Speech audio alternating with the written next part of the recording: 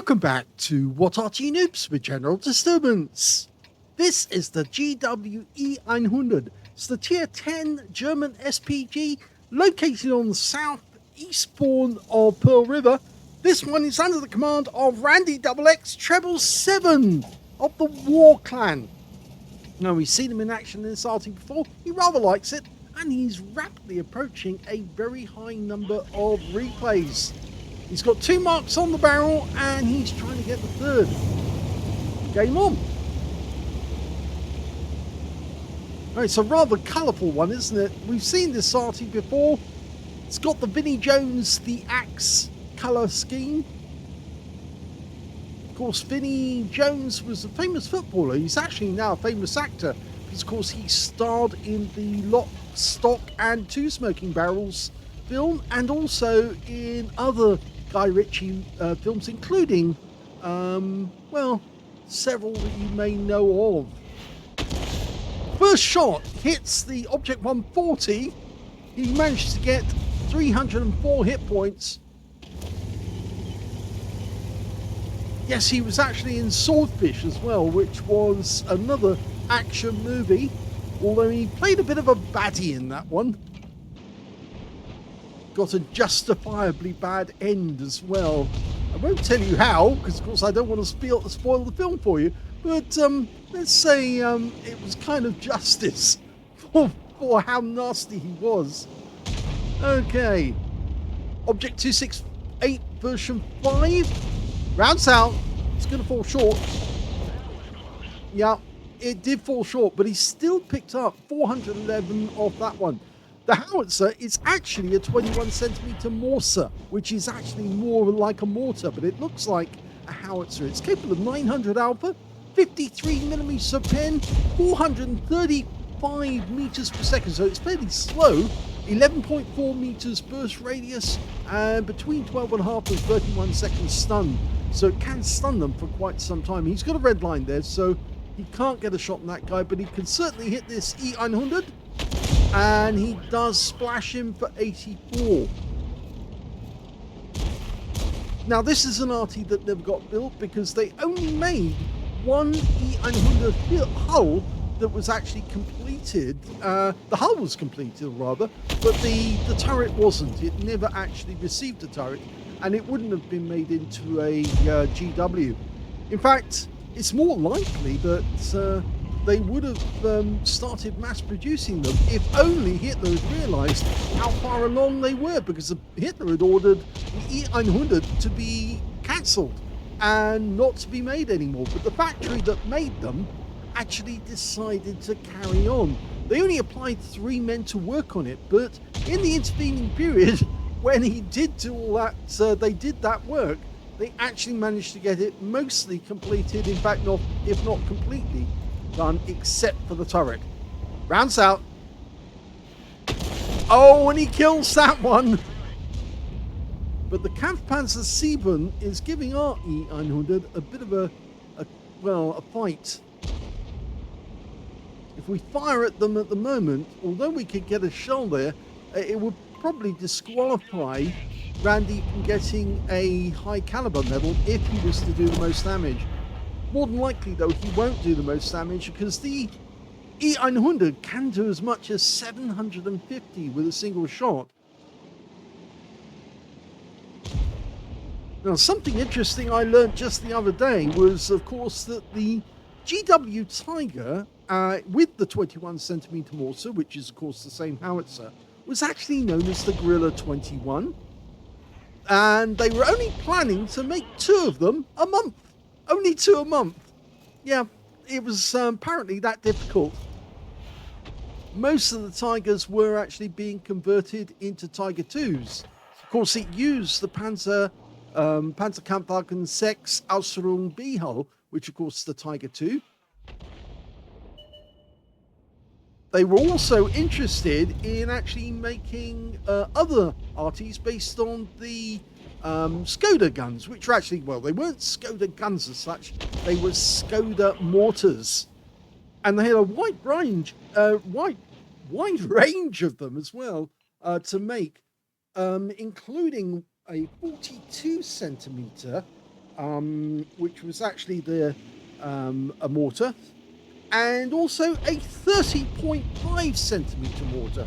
And the thing is, they actually had the mortars at Skoda Works, and after those areas were captured by the Soviets, they took those mortars back to Russia and tested them, and they did apparently work. So it would have been really bad for the Allies if they had actually fitted those howitzers or mortars into German vehicles, because those would have had considerable impact.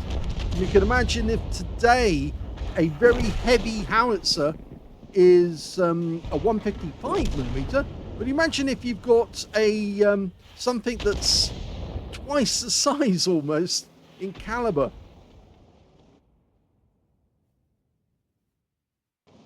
The shell itself would be enormously heavy. You probably have to use lifting gear in order just to pick the thing up. Okay, well, there's only 3 enemies left now, and they're all basically in the same area. The only one that's not being dealt with is the 268. We're the only ones who are actually firing at him.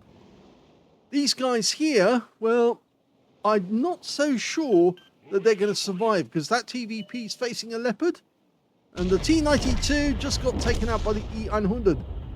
Although the Leopard just got killed. In fact, he was killed by the 268, who's still up on the rise. Here's the TVP. We lose the E100, and that means there's only one left. The 268 is coming up to our object 452, but he manages to deal with the 268, and that is the end of the game.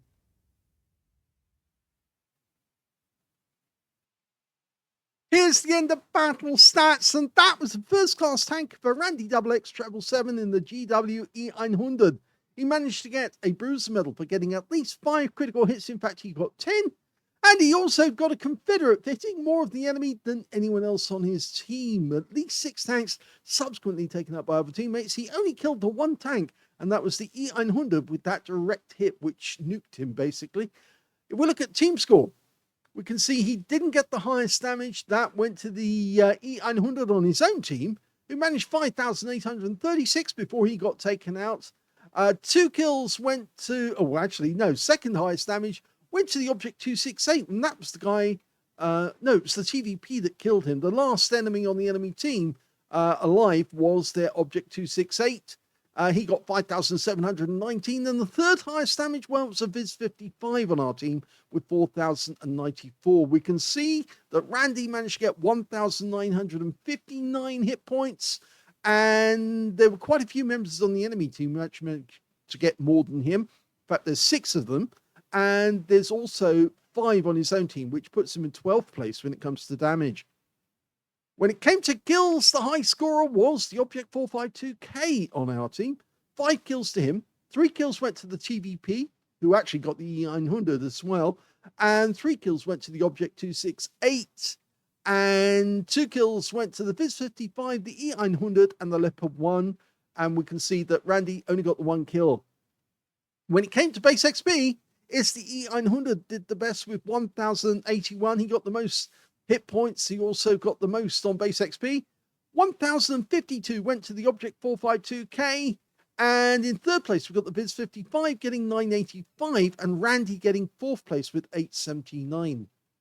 He fired only 11 shots. Well, that's about the bare minimum that you need to fire in order to get a decent result at any of the higher tiers. He got 3 direct hits on the enemy, but none of them penetrated. But he did get 10 splash and damage of 1,959 hit points, all of it at more than 300 meters.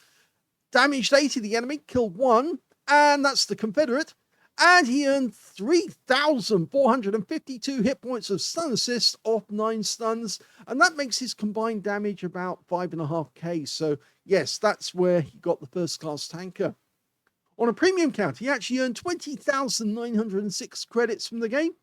And he also got 6,595 experience points, but he did get a personal mission payout of 5,276. So yes, that was valuable. So another game showing his love for the GW E100. Yes, he does like to show off that he can actually make this Arty really work. And in fact, just recently I've noticed that he's not the only one playing the GWE900, trying to market. Yes, a certain Steve Walst is actually playing the GWE900 because he normally plays an Arty when he starts his streams. And so, yes, he's actually playing it as well. But I'm not sure if he's got an ace tanker in it yet. I'm not so sure. The thing about Steve is, once he actually is getting bored with playing it artillery-wise, he tends to go Rambo very easily. In fact, even sometimes when the battle is still ongoing, and he could still contribute by actually blasting artillery rounds into the enemy, he then tends to try and drive into the enemy flanks and pick off an enemy and kill them face to face, because it's kind of like surprising for the enemy suddenly to be assaulted by a huge, great Arty. But of course, if you remember, it's a 21 centimeter gun, and if they suddenly get assaulted by somebody firing an armor-piercing round at close range, that can be kind of off-putting, because the shell tends to go through the target because it's got enormous penetration. Hope you enjoyed this replay. If you did, please give this video a like, do subscribe to our channel, leave a little comment down below because it feeds the algorithm, and thank you for watching.